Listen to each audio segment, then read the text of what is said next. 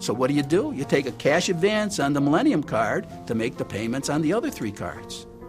So now, oh good, these payments are due. I get a cash advance on card 4 to pay the minimum payments on cards 1, 2, 3. There's no reason for this. No reason. You load people up with debt that you know they cannot repay. And you target those most vulnerable. You target those least able to pay, and of course you know they're least able to defend any violation you commit.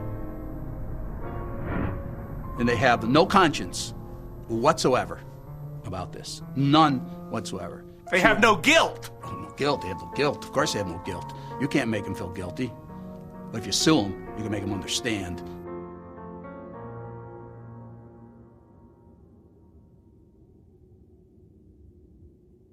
Pre-approval, it's like,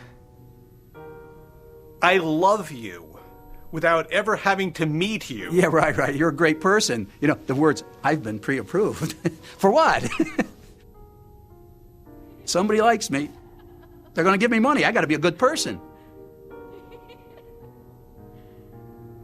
The psychology is very clear. Listen, you're a good person. You're pre-approved. I checked everything out on you. I'm sending you this card with this money. You're pre-approved. Feel good about this, don't you? Right? Now they call you up and say, we gave you this money in good faith. What kind of person are you? Why aren't you making your payment? We don't care if your wife died. We don't care if you lost your job. You need $29. Send it to Western Union. You owe this money. You use it, didn't you? What kind of person are you? Guilt.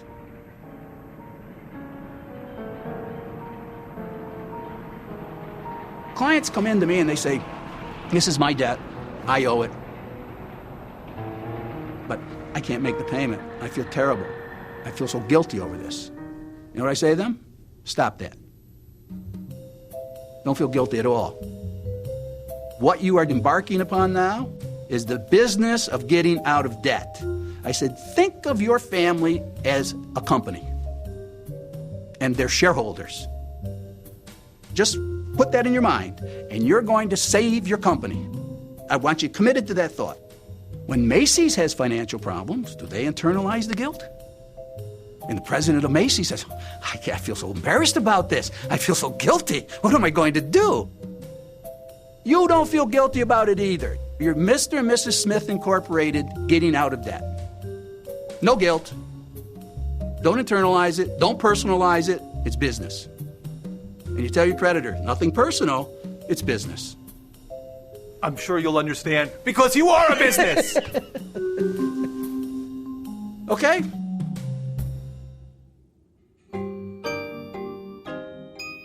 I used to have a guy who called me every morning, Mr. Montori, from a credit agency. Yeah?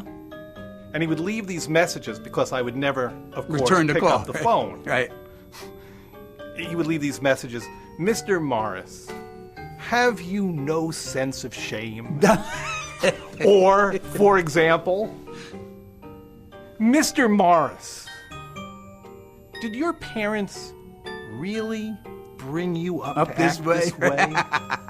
Is that what they did? It's called GUILT, right? Shh.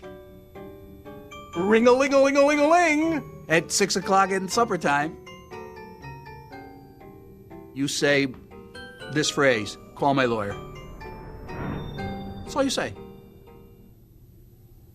Would you say that you are in not just the debt reduction business, but the guilt reduction business? Yeah, right. It's my background as a psychologist.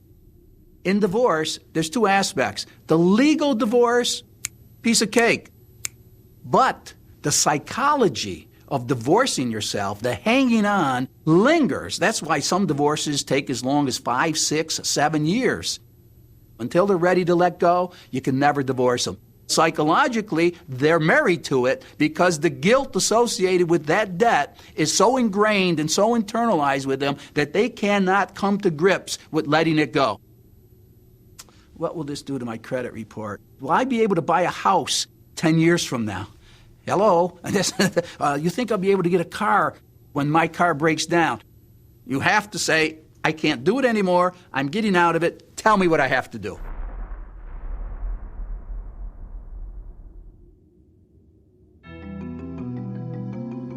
Our techniques of getting people out of debt is precisely the methods that Donald Trump used. You know the $100,000 I owe you? I'm going to be able to pay you $10,000.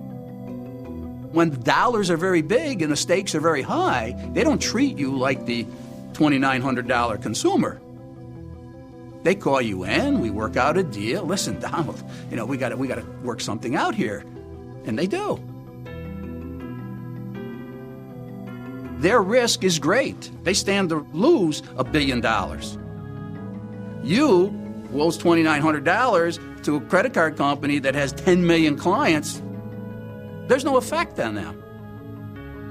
Unless you, the consumer, can hold up your rights and say, wait a minute, I'm going to put your feet to the fire here. You violated this, this, and this, and you owe me money.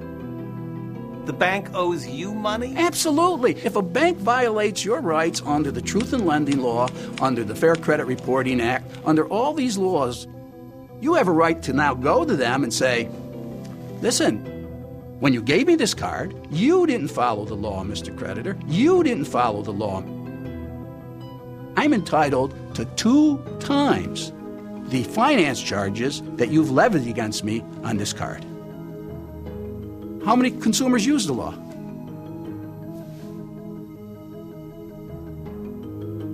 The average consumer is not a lawyer. They're amateurs. They're up against professional lawyers. They don't have a chance. The consumer has no chance. MBNA just pulled this one. They sent a letter to every one of their cardholders. You no longer have a right to go to court. I just sit there and go wild over this. You no longer have a right to go to court. You don't have a right to have a jury trial. We're going to arbitrate everything in front of an arbitrator of our choice. And if you lose, you have to pay the arbitrator fees,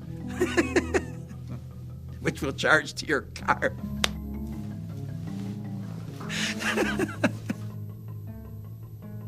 Did anybody ever read the Constitution? For Christ's sakes, this is America.